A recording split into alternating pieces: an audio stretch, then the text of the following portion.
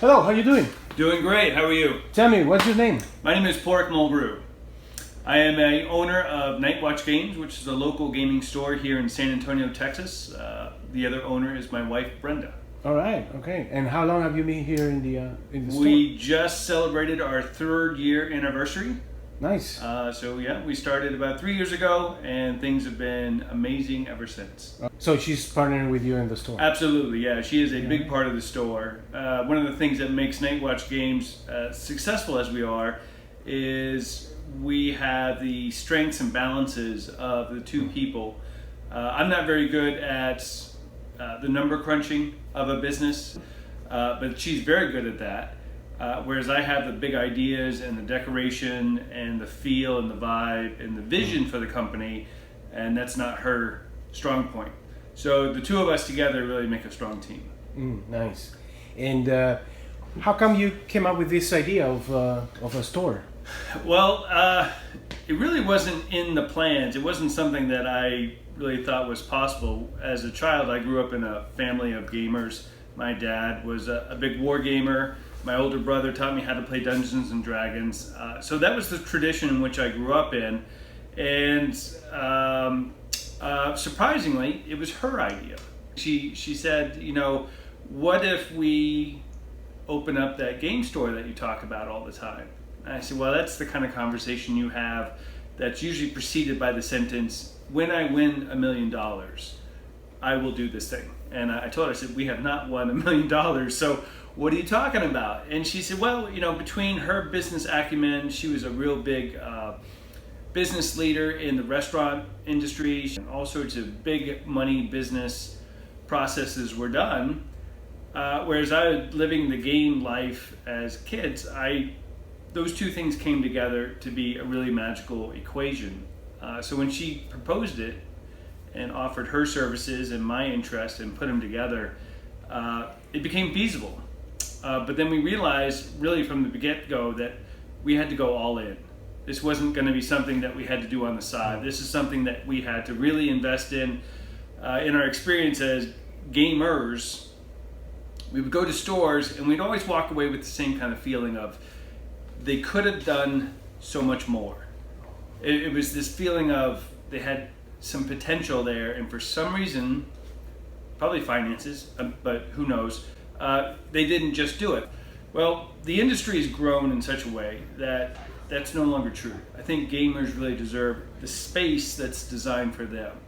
And so when we opened up Nightwatch Games, we weren't going to do plastic tables and plastic chairs and blank walls and fluorescent lights, because I don't think that's the full potential of what a gamer is looking for. So we really invested everything we had. And we took out a big loan, and it's 100% commitment. So to make the store really work, not only does it require the commitment and a full-time attention, but you have to have a vision, and you have to be able to serve that which is not being met already. And in today's industry, the gaming industry, you're dominated by online stores, much like Amazon or any number of other stores that do merchandising. It's hard to compete with that, because with the amount of product that they can sell, they can discount it pretty deeply. And as gamers, I would know firsthand that we are always looking for that deal so that we can gain more and spend less. But there's something else that gamers look for other than the product itself. They're looking for people to play with, and they're looking for a place in which to play. If we focused on that part of the formula and just let products be a supplement pillar of income, then I think that we could serve the gaming community a lot better than just plastic tables, plastic chairs, and fluorescent lighting. There's so much more potential. The games themselves are being designed in such a way that they do things that we never thought possible. The gamers are now different. The stigma of the gamer is no longer a real thing. We have normal people, white collar workers, very educated, very grounded, hygienic, and they're playing games now. So when a non-gamer walks into a store, they're not going to see the 1970 or 1980 version of what a gamer is. They're going to see something very new, and they're going to see their peers, and they're going to see people that they're saying, I know that guy, I want to play with him. He's normal, and yet here he is playing a game. And so the industry is exploding in a way never before. And because it's exploding, I think that game stores themselves have to evolve. They have to become more than what they were, because the demographic and the potential is there. And I think it's also a great opportunity to further the industry as to what it means to be a game store owner. And it's not about retail anymore. Amazon's got that. Amazon will beat you every time if you try to play the retail game. So you have to offer something different. And that is, our take is community, an ambiance, a really good customer service, and then the third place, the place where you go when you're not at work or you're not at home. We're going to be the third place. Some people go to nightclubs or bars and that's their third place, like Cheers. We sort of see ourselves as Cheers, just without the drinking. Mm-hmm. But you'll get the same experience. You'll come in and somebody will greet you by name, and the rest of the community is going to know you and wave, and you're going to feel like you're sort of away from home but at home. So that's the goal, and I think we've done it. So you've been experiencing this behavior on the gamers? Oh, absolutely. Yeah. At first, when we opened up the store, we have tons and tons of stories about how the community rallied around the vision that we had. And the first one was when we put out on Facebook, it takes a village to build a castle. And that was the idea that we needed help putting this stuff together. It was just Brenda and I. And while we had dumped everything that we own in it, we only have two hands, and there's a lot of stuff that goes into building a store. So we put out this cry on Facebook saying, hey, we could use some help. If you guys want to come out and build a new game store, come out. And we had a flood of people we don't know. And they came with their sawhorses and their power tools and their paint. None of them knew what they were doing. None of them knew how to use any of this. But we got together and they made it happen. And they cut themselves, and there was paint all over them, and there was stain, and we made a big mess. But at the end, it wasn't the store that Brenda and Pork made. It was the store that the community made. And so from the very get-go, there was a shared experience, a shared ownership of what Night Watch Games was going to be. And that has just built and built and built. And the idea of this ambience, this environment, medieval environment, is that your idea? That's definitely my idea. Again, I grew up with that tradition of Dungeons and Dragons and romanticism of knights and saving princesses, and those very antiquated, chauvinistic, chivalrous ideas. That was the framework in which I thought I wanted my game room to look like. And actually, in my past, all my man caves looked very much like this. Wow. Yeah, this is actually not a step away from the gaming room that I've had. Yeah, so I feel at home here as well. So the idea was very much the same, but I found that when we made the store, the experience is that when we have customers come in and they look around and they see this medieval tavern type of feel, most often they'll say, wow, if I was to do a game store, this is what I would want. And so my dream, I think, is a shared dream. It's not something very unique to me. A lot of people recognize what this is, they identify with it, they see the romanticism in it, and they buy in. Yeah.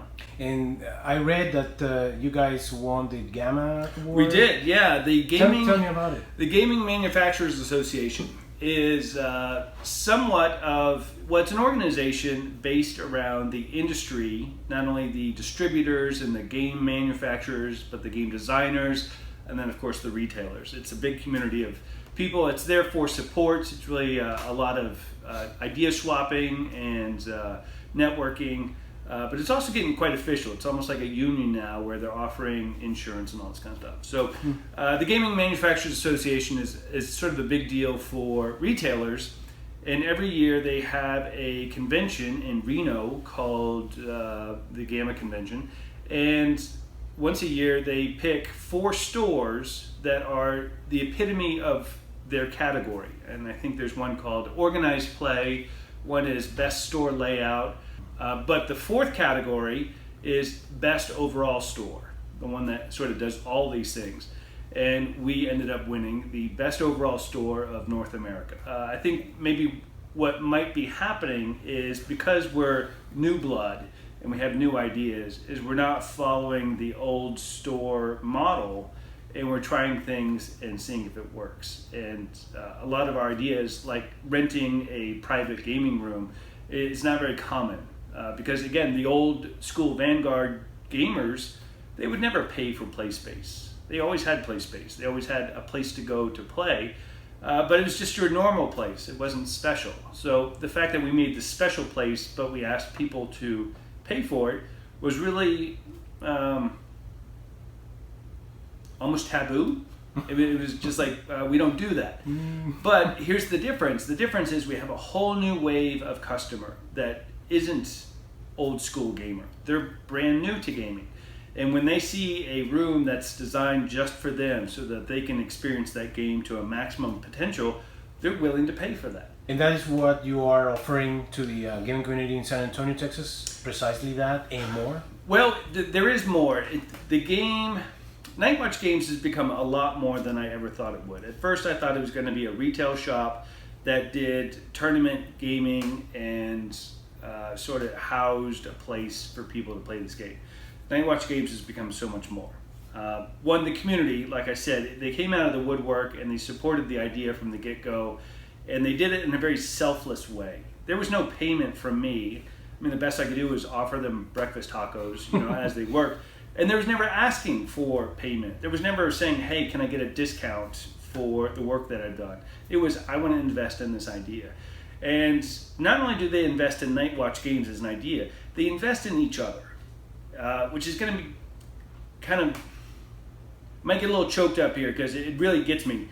But when one of the community is in trouble, the whole community rallies around them and lifts them up.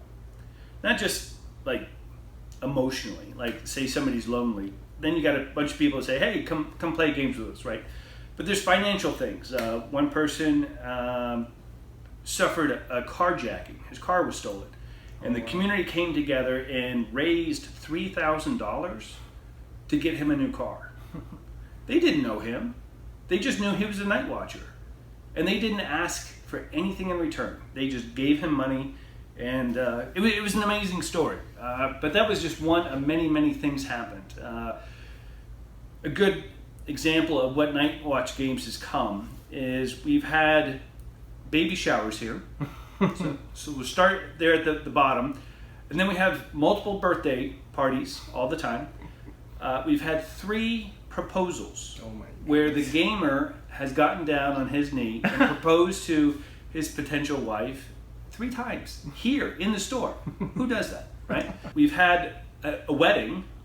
The full-on procession was here in the store. Walked down the aisle, they said their vows, and there was a big party. It was a great time.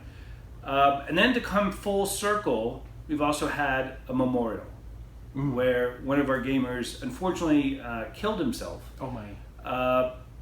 But the family said his happy place was here. And so they held the memorial here. That's the full cycle of life there. Yes. We are not just a gaming store. There's something more happening here. And it's not just Brenda and I. There is a movement. There's a community that is looking for something. They're looking for a community in which they belong, in which they're understood, which people speak the same language. The values are shared. And it's not political. I mean, I've got right-wing people. I've got left-wing people. I've got the full spectrum. And none of that is a problem because we're about gaming, but we're also about something that's much more profound than just the game. It's the idea of elevating people to their potential. Never thought that was part of it. So this whole movement is, it's got a lot of momentum behind it. Brenda and I are just sort of riding the wave right now, but the Night Watch Games movement is huge. It is big. Wow. So I think you see it in more than just the furniture or the things that you see on the shelf. You feel it when you come into the store. It is a family, and they're looking for more people. Wow.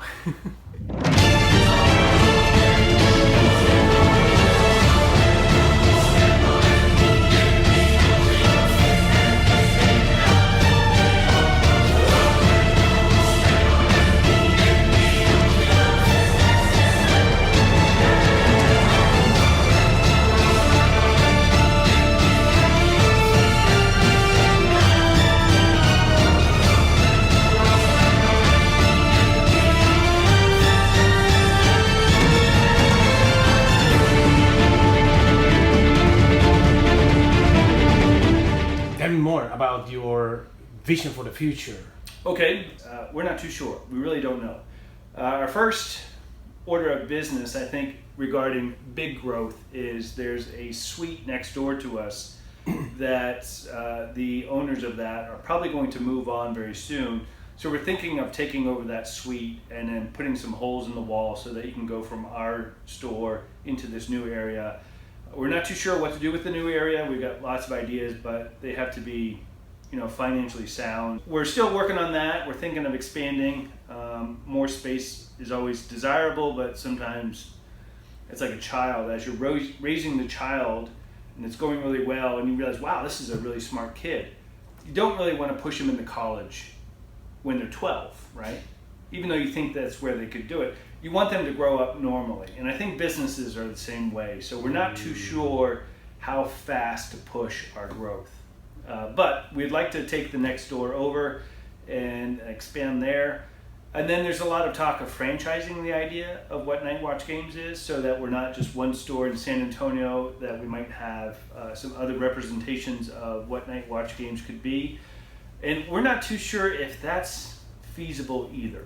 A couple of worries are, one, that we become then too corporate. We now are not an intimate mom and pop shop. We're now this conglomerate kind of thing, which loses a little bit of the vibe, probably a lot of the vibe that we're trying to cultivate. But if we could find owners that had the same kind of philosophy, the same kind of values, and the approach to community that we do, it might be feasible that you would find Night Watch Games somewhere else. Yeah, that's immaterial completely. It's the feeling, the core values that you have. That's exactly right. That you want to, to match up with others. Yeah, right. Yeah. The decoration behind my wall, that's easy to replicate. The furniture is easy to buy. It's the idea that there's a glue that makes all that come together, and that glue is the values of what we discovered is Brenda and I have very similar values, obviously, because we got married, we speak the same language, we gel, but then when we built Night Watch Games, the company inherits the values that we have, right? Because it's sort of like a child. But then the company will start attracting customers with very similar values. So the whole experience of Night Watch Games is really everybody with very similar values. Right. And again, they transcend politics. It's really just your basic values of being a good, decent person. And if we could find owners that really find that as a priority, and they're willing to put in the work, and it really has to be an all-in thing, and it's high risks, and it's a lot of work. It's a lot of stress. There's a sort of a dark side to owning your own business. But if you do it well, there's tons of rewards for it. If we can find people that do that the way we do it, then we wouldn't mind, spreading this idea around. I would love to help other businesses, other game stores, develop in ways that I don't know why, but they tend not to. They tend to just sort of be right there in the middle of the road and kind of in the box. And that's yeah. Unfortunately, and I think there's so much more to it. Yeah. There's a couple of stores here in town that have great potential for themes, and they're not doing anything with it. I just wish I could shake them by the shoulder, saying, "You've got so much cool stuff going here. Go ahead and pursue that." And if they do, I think the community is going to rise up, and they're going to support them as well. And we are certainly very much in support of that. We are not trying to dominate the scene at any point. We just want to progress what it is to be a gamer. Coming from the traditional modeling world, I've seen that many people in the modeling community, they go very dark on their thoughts about the future of the hobby, because they don't see more than what they have on the table. Sure. When we got into that with the sci-fi thing, the figures, the minifigures, the gaming, it was a shock when we had at the beginning we had a little table with some Warhammer figures over there, and they were like, "What is that?"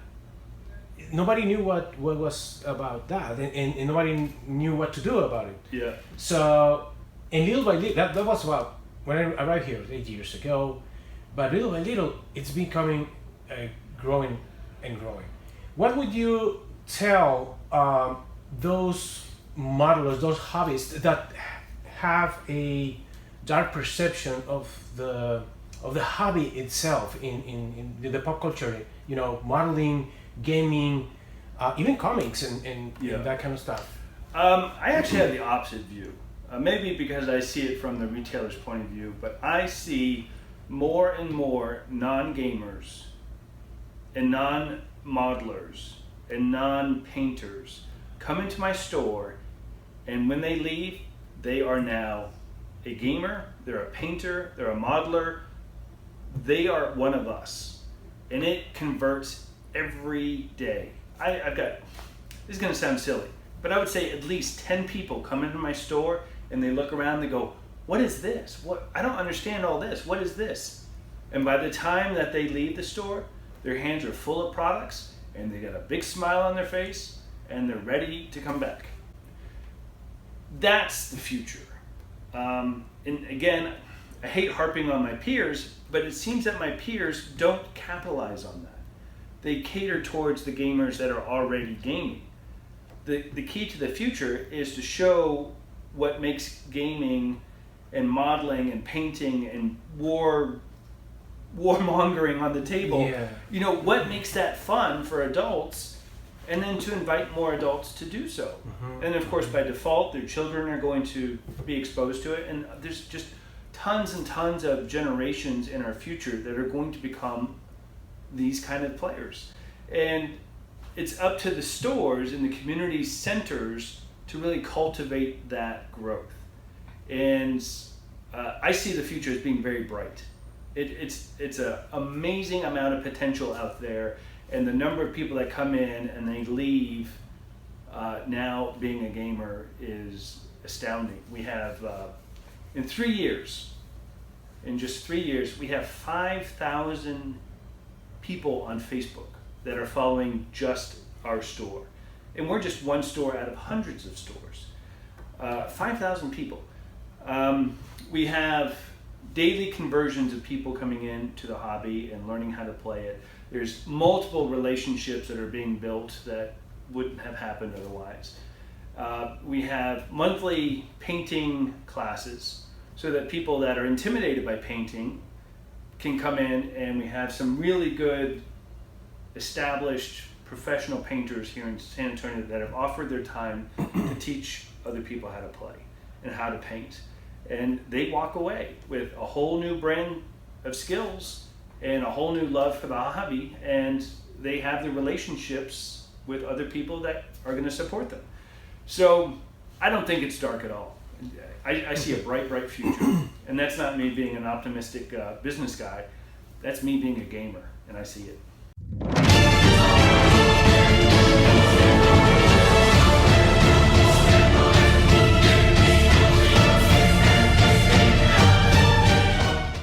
What would you say the values that have you found in this culture of not only the gamer but like you said, the relationship with the other gamers? Mm-hmm. What would be the values that you see as more important? That's a good question.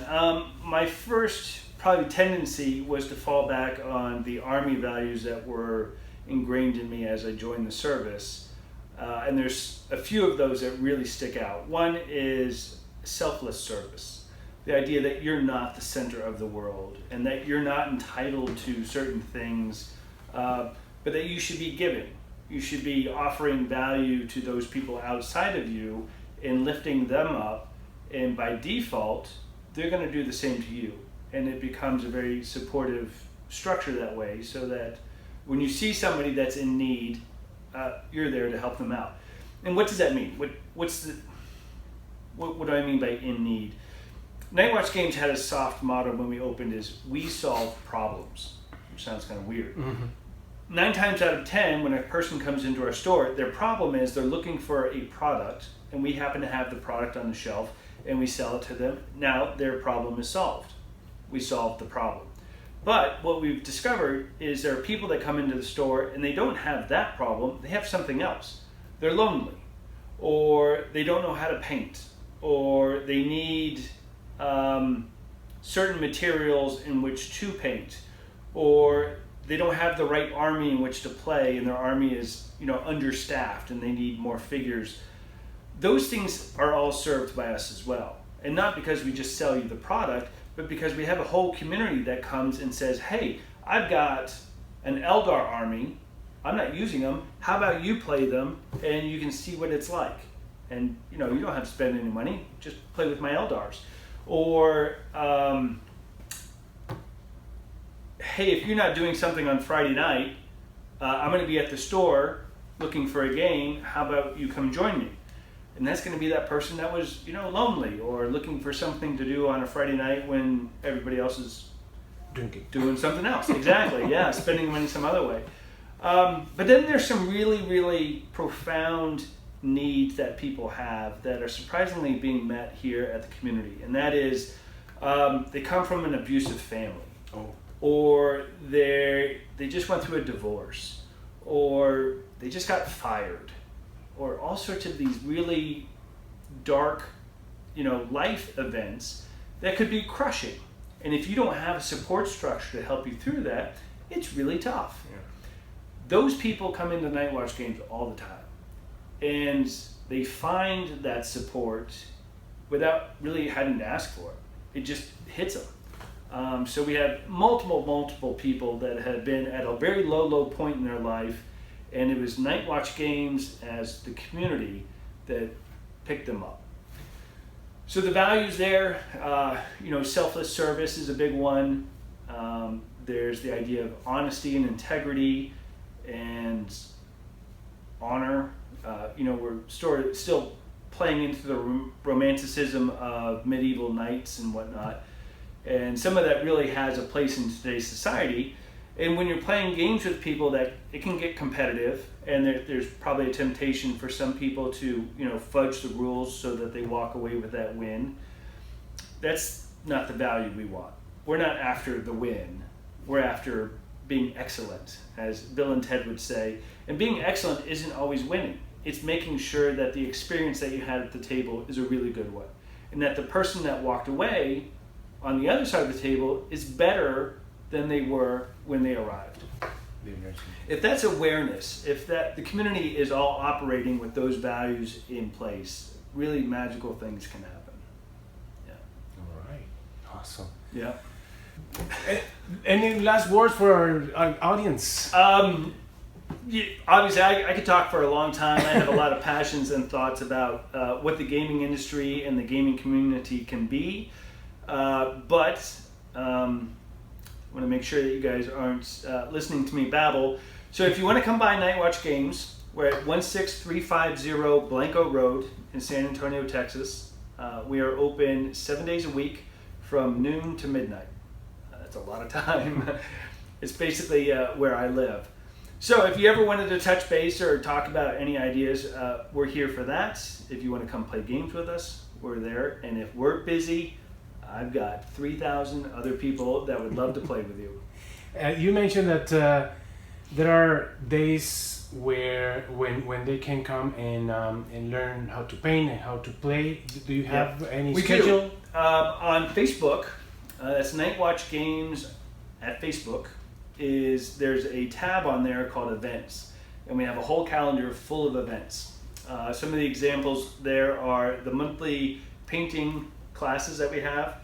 There are every second Thursday there's a program that we call Girls Night Out, and it's a female-only gaming group where they gather, and again it's about building relationships and connections, learning how to play the games and speak the language that maybe the husband or the wife or the brother has been speaking for a while, but to bring females into the gaming culture because they bring so much more than just us guys do.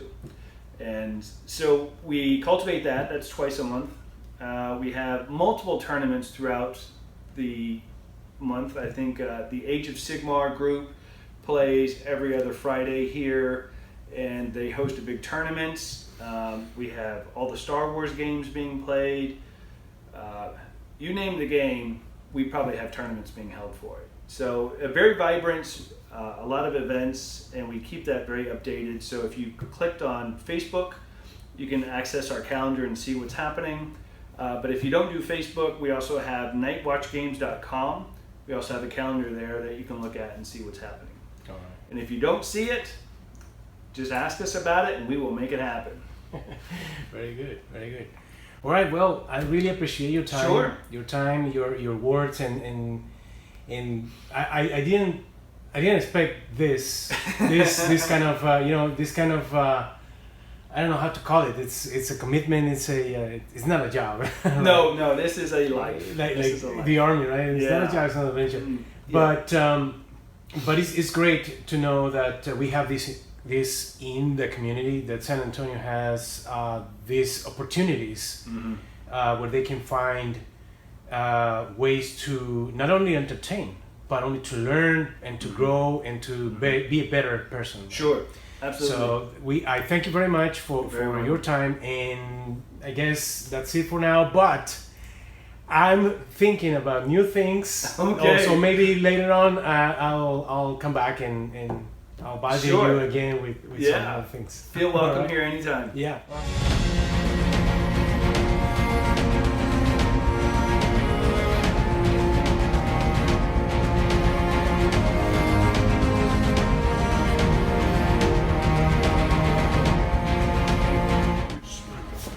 Can you tell me who lives there? Yeah, that's our leprechaun, Seamus O'Malley. Is he home? He might be playing games. Oh, okay. So we Leave it alone. Leave it alone.